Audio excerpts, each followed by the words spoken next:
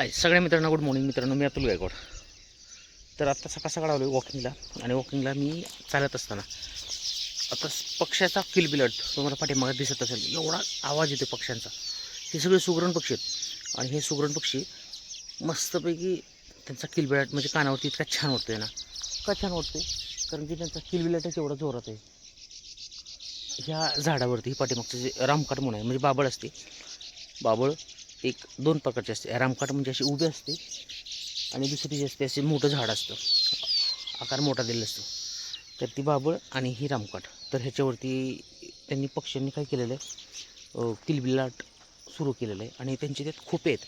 म्हणजे आता पावसाळा सुरुवात होईल, आणि हा पावसाळा सुरुवात झाली की त्यांनी आपापले जे खोपे आहेत ते खोपे तयार करायला सुरुवात केलेली आहे. आणि इतके छान त्यांचा आवाज आहे किलबिलाट, तुम्हाला मी दाखवतो.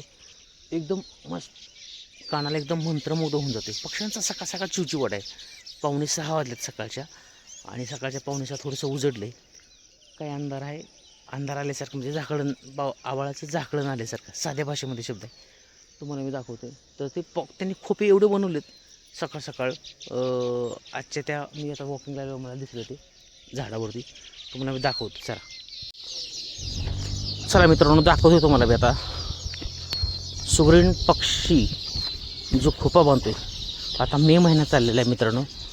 आणि या मे महिन्यामध्ये सुगरण पक्षी बघा कसा आता भिंती त्या जमिनीला फार भेगा पडल्यात, आणि जमिनीला सगळ्या भेगा पडल्यात, आणि पावसाची वाट बघते. कोकिळासुद्धा कुहू कुहू करते.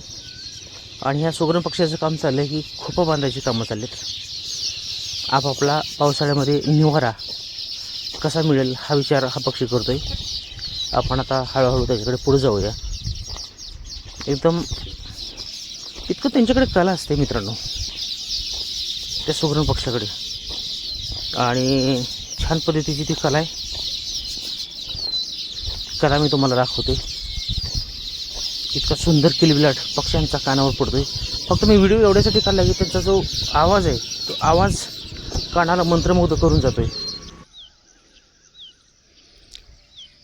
आता हे झाड आहे, आणि ह्या झाडावरती हे बघा, हे उभं झाड आहे बाबळीचं.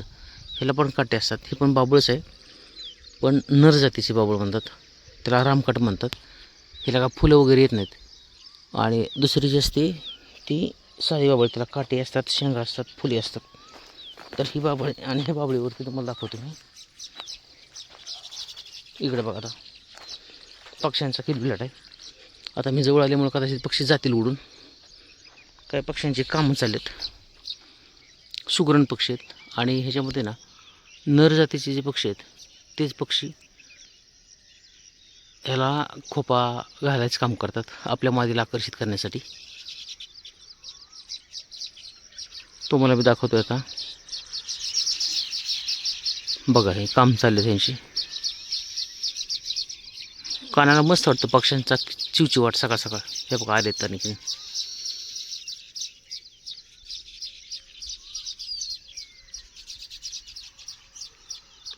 प्रत्येकाची कामं चाललीत आपापली. तर मित्रांनो, ह्याची जी खासियत असते ना तुम्हाला सांगतो. हा जो पक्षी आहे सुगरण नावाचा पक्षी, इतका सुंदर पद्धतीचं घरटं बांधतो. आणि हे घरटं बांधत असताना तो एकटा करतो, मादी त्याला हेल्प करत नाही. तो सुगरण जातीचा जो पक्षी असतो, तो नर जातीचा पक्षी असतो, तो आपल्या मादीला आकर्षित करण्यासाठी, आता पावसाळा सुरुवात होईल आणि पावसाळ्यामध्ये त्यांना अंडी द्यावं लागतात.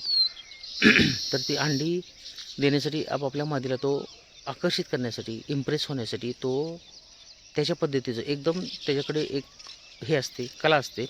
आणि त्या कलेच्या जोरावरती तो एक सुंदर पद्धतीचं घरटं बनवतो, आणि आपापल्या मादीला आकर्षित करतो. तिथनं पुढे त्यांची पिल्ली होतात, आणि त्यांचा संसार चालू होतो.